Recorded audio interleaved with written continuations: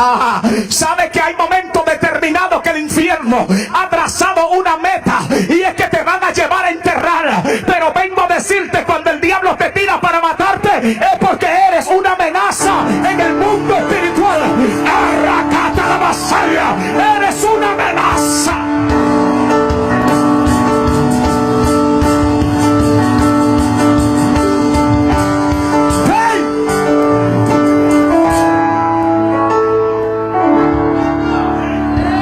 Hay gente que están contigo con buenos sentimientos, pero cuando ven el peligro automáticamente te van a soltar.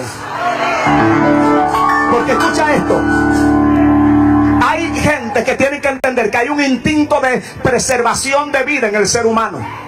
Y en ese instinto de preservación de vida, el ser humano, cuando ve el peligro, muchas veces, si tú eres el terror de ellos, o ellos entienden que tú eres el peligro, te van a soltar, se van a quitar de tu lado, porque quieren preservar lo que ellos entienden que es la vida. Pero lo que ellos no saben es que para los que aman a Dios, todas las cosas le ayudan a bien.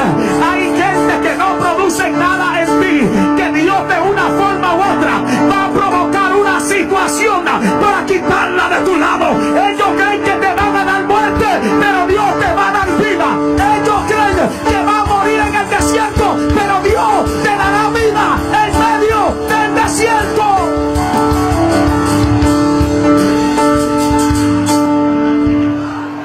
Toca a alguien y dile: eres parte importante de mi vida, pero contigo o sin ti, yo vine a correr. Sea como sea, yo voy a correr a Basaya. Sea como sea, yo voy a correr. Sea como sea, yo voy a correr. Hay alguien